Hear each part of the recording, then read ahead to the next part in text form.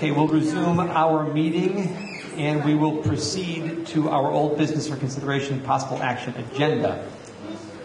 Town of Bethel, application for special exception for water storage facility, Eureka Lake water storage tank in the RA 80 zone, 37 Long Ridge Road, J20026, special exception 681. Hearing on this matter is closed June the 3rd of 09. First 65 days will be up on August the 6th of 09.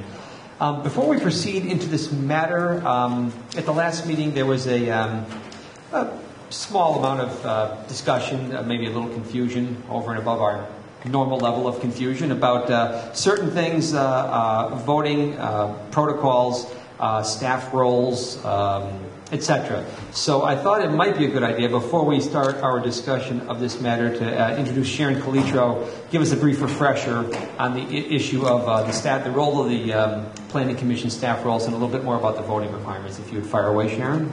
Surely, thank you. I'm going to read into the record a memo prepared by staff dated July 1st to Arnold E. Finaldi, Jr., Chairman, City of Danbury Planning Commission, for the planning staff regarding special exceptions, Planning Commission votes, and staff roles. Let us clarify voting procedures and staff reviews for special exceptions, which includes the petition from the town of Bethel for the proposed Eureka Lake water storage tank, among others. This is not new material, but rather a review of known voting requirements and established staff roles. Number 1, voting scenarios. A motion to approve. A motion to approve requires a clear majority vote of seated members to pass. A tie vote or a negative vote defeats the motion and the petition is denied.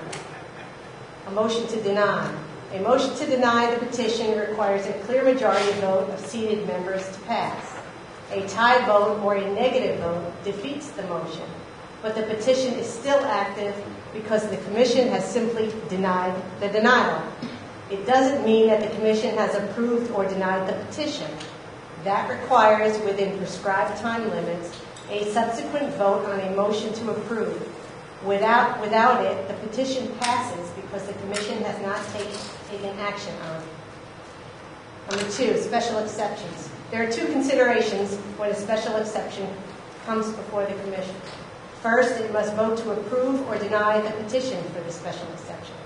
Second, if it votes to approve the special exception, the motion must also include an approval or an approval with conditions of the accompanying site plan. If it votes to deny the special exception, additional action on the site plan is unnecessary since the use is not allowed, regardless of the degree to which it meets site plan requirements of the regulations. Number 3, staff review of special exceptions. When a petition for a special exception is received by the Commission, staff reviews the site plan for compliance with zoning requirements and reports to the Commission on our findings. That process may also include staff consultation with the applicant to ensure that they fully understand the zoning requirements and concerns expressed by the Commissioners. A substantially positive site plan review should not be construed as a recommendation by staff to approve the petition for a special exception. That requires further consideration by the Commission of the 4 conditions expressed in Section 10C4A.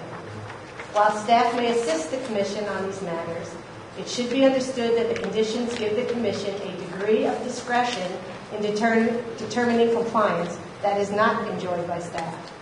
In some instances, the Commission may find that even though the petition meets all the site plan requirements in the regulations, the use is not suitable for the proposed location because it would create nuisances, land use conflicts, traffic problems, or environmental issues expressed in 10C4A. But such a determination must be based on findings in the record and cannot be arbitrary, capricious, or unreasonable. Thank you. Thank you, Sharon. Any questions, Commission members? Mr. Urice. As you mentioned, there was quite a bit of discussion about this application at the last meeting, and with a lot of opinion expressed from both directions. You can hear me all right on this, Joanne? Am I close enough now? Okay. It doesn't seem like they're okay. I'm sorry. Go ahead. Since the last meeting, I've made trips out to 2 tanks here in town. One that's getting ready to go online out of the reserve. In fact, I actually got a nice little tour of some of the inner workings of that tank. The one over at Terrywile, and 2 site visits to the applicant area under question here. And the more time I spent at this area over on Long Ridge Road and looked at the distances of where they're clearing the tree lines and looking what is left and what kind of vegetation is there, what you see is it's a deciduous forest. There's really not evergreens there. If there are, I mean, they're far and few between, or some specimen trees that neighbors have planted in their yard or something like that. But by and large, it's an oak and birch and maple forest, and it's really very pristine. As you go down the road, you see nothing except houses and virgin timber. That's it. Looking at the distance of what they're going to cut out and clear cut from the center of that tank, they're going to clear cut from 65 feet out to almost like 80 feet, according to my distometer. And it was going to leave a very thin amount of mature forest between the roadway and the clear cut. And even if you, once we have to look at this for the applications before us, and even if you put, let's say, a double row of evergreens in front of that tank, I don't see that in any way it's really going to hide the tank, but even beyond that, it would be an unnatural change in the scenery. I mean, it would just, for that area, it would destroy the natural, pristine nature of that neighborhood. And Mr. Chairman, you should have a motion to approve or deny and open that for discussion. Well, I'm just talking first. Let me let him, well, since he's already started, let me let him finish, and then we'll, yes, motion first, then discussion. I got you. Go ahead, Joel. No, I'm just making a comment. That's okay. You're right, Dan.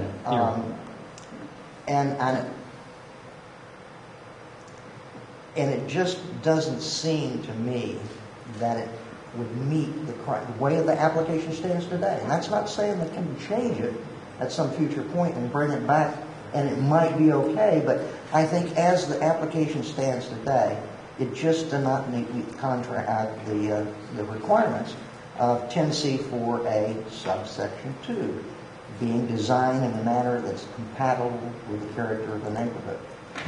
So, based on those observations, and that's my primary concern, it's not one of traffic safety or health safety. It's certainly not something that I think would create an environmental issue per se. But subsection 2, I just don't think it meets the criteria. As such, I'm going to make a motion. We have a draft denial before us that has been presented to the commission. I'm going to make a motion that we deny this application on its merits as per the draft denial before us. Motion made. Do I hear a second? I'll second that. The motion has been made by Mr. Urice and seconded by Mr. Manuel. Before we proceed, I just want to make sure who is eligible to vote on this matter. Okay. Everybody but Ken. You got that's nice and quick. Thank you, Joanne. No, that's okay. I just wanted to confirm that. And again, there has been a motion made by Ms. Urice, and my apologies if we followed Robert's Rules of Order strictly. We would have had the motion first and then the discussion. Joel made his comments first and then made the motion. No problem. That's not to say I don't have discussion. No, absolutely not. So we're going to okay. You see, you threw off the whole meeting here, Dennis. Okay, we have had a motion and a second. Discussion. Commission members. Well, I'll just want to say that although at the last meeting I kind of indicated that I was prepared to approve this, I have indeed changed my mind, but like Senator Jurgensen has done. And, every time I drive by there and I just look at the pictures and I see how big this is going to be, it's just going to be a very, very big structure. and it's not going to be easy to hide. I think that in view of the fact that they have so much other property, that there's got to be a way of moving it further away from the road. Thank you, Mr. Manuel.